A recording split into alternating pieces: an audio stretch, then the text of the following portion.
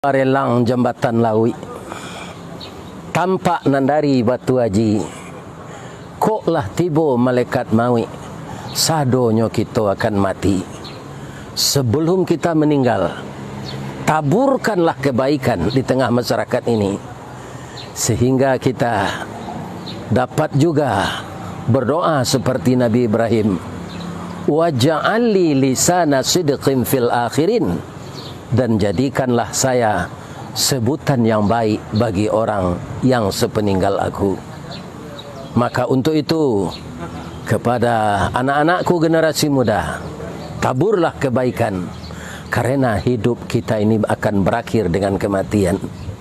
Begitu kita masuk ke liang lahat, tabuh di gua tigo-tigo, badan baganju balik pulang, katampai asah mulo jadi suri ke tanah nan sabingkah.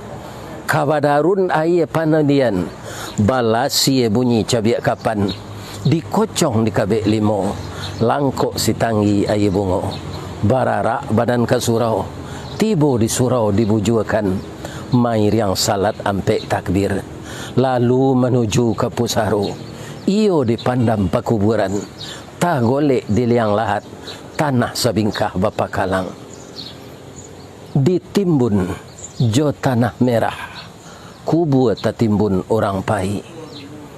Maka saat itu kehidupan yang sebenarnya adalah ketika kita memasuki liang lahat.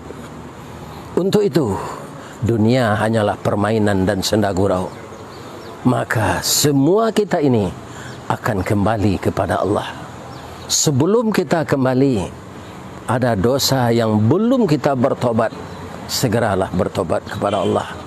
Walaupun seluas dan sebanyak air laut ini dosa kita, Allah akan mengampunkan kalau kita mau minta ampun kepadanya.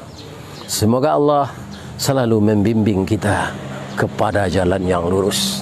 Amin ya rabbal alamin. Assalamualaikum warahmatullahi wabarakatuh.